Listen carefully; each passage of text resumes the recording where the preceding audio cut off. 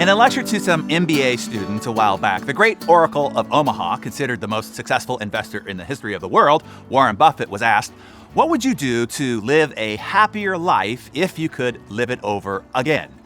That's a hell of a question to a guy who has lived a hell of a life.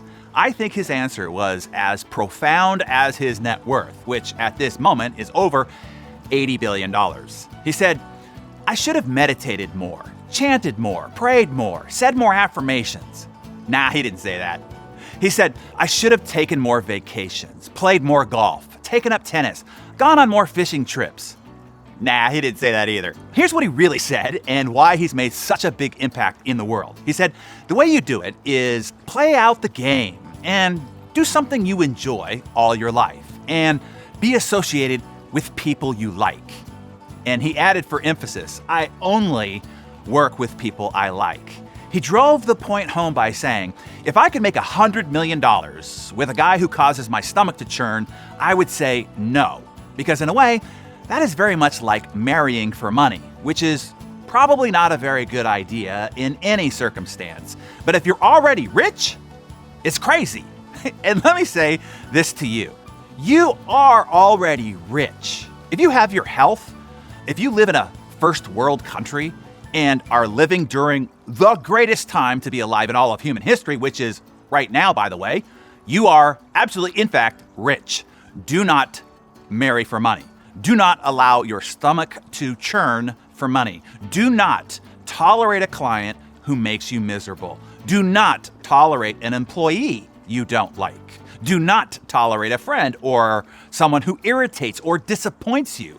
Do not tolerate a family member who is negative and brings you down. Life is too short and too precious to be associated with people you don't like. It doesn't matter if they pay you money, share a bloodline, or have been your friend since you took baths together as children. No one is entitled to dim your life force. No one. Give yourself permission to disassociate. You can tell them that the Oracle told you, the Oracle of Omaha, is that you need to disassociate. All right, fess up this morning.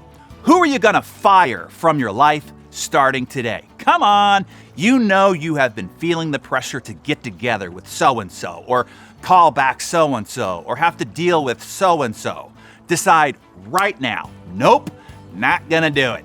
Instead, simply say, "Ya fired," and don't give it any more mind, heart, and soul. By the way, for more guidance on the other two parts of his suggestion, playing out the game full force and doing something that you enjoy all your life, I remind you that we have been discussing that at length of recent. 1 in the last episode and the story of Tristan Walker, 2 in the after show with Coach K, and 3 in the Success One Sheet workshop. So I'll post links to all 3 of those resources below, just in case you missed any of that. You will then have the complete answer to how to live the happiest and most successful lives, given as a suggestion by one of the happiest and most successful people on the planet, almost 90 years now, spinning on this marble, rotating around the sun. This is what he would advise you to do to live your happiest life. Okay, pull out your Darren Daily Journal, write down what you won't tolerate anymore, and share that with us in the comments below.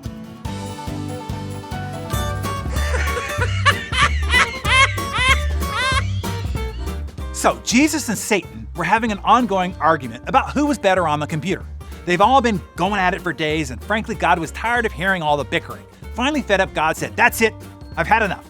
I'm gonna set up a test that will run for 2 hours, and from those results, I will judge who does the better job. So Satan and Jesus sat down at the keyboards and typed away. They moused, they faxed, they emailed with attachments, they downloaded, they did spreadsheets, they wrote reports, they created labels and cards, they created charts and graphs, they did some genealogy reports, they did every job known to man. Jesus worked with heavenly efficiency, and Satan was faster than hell.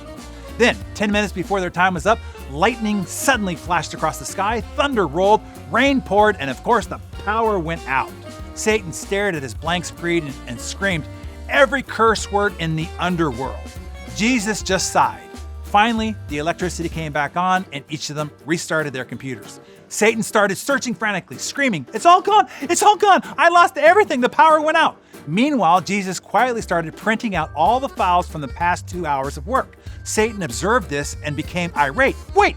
he screamed. "That's not fair! He cheated! How come he has all his work and I don't have any?" God shrugged and said, "Jesus saves." I tripped over a bra in the store the other day. It was a booby trap. Okay.